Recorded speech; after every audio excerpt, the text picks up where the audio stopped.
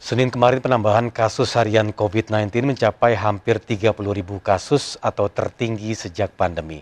Lonjakan juga terjadi pada angka kematian yang mencapai 558 kasus kematian per hari.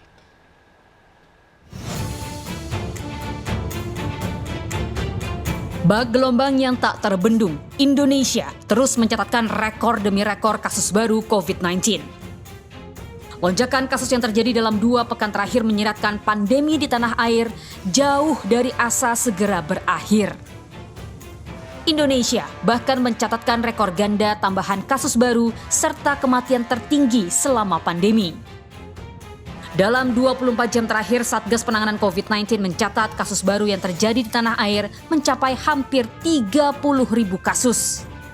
Tambahan kasus ini membuat total kasus COVID-19 di Indonesia mencapai 2,3 juta lebih sejak pandemi pertama kali merebak awal Maret 2020 lalu.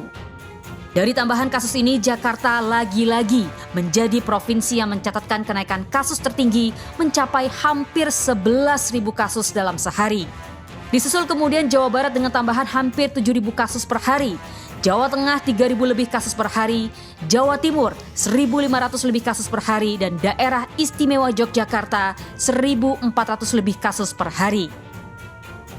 Ironisnya, tambahan kasus baru berimplikasi pada tambahan kasus kematian di Indonesia. Indonesia mencatatkan tambahan kasus kematian tertinggi selama pandemi, mencapai 558 kasus kematian dalam 24 jam terakhir. Kasus COVID-19 yang terus melaju membuat sejak pertengahan Mei atau 1,5 bulan lalu, angka kematian tidak pernah lagi dilaporkan di bawah 100 orang per hari. Bahkan dalam sepekan terakhir, angka kematian COVID-19 di Indonesia konsisten di atas 400 jenazah setiap harinya.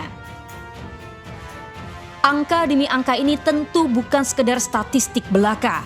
Mereka adalah nyawa dari anggota keluarga yang berduka dan kehilangan akibat pandemi.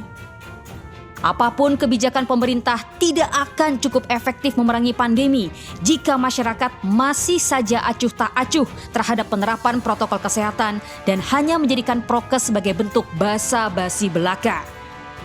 Butuh upaya kolektif antara pemerintah dan seluruh lapisan masyarakat untuk meringankan beban tenaga kesehatan sebagai garda terdepan melawan pandemi sekaligus membantu menghentikan rantai penyebaran COVID-19. Tim Liputan melaporkan.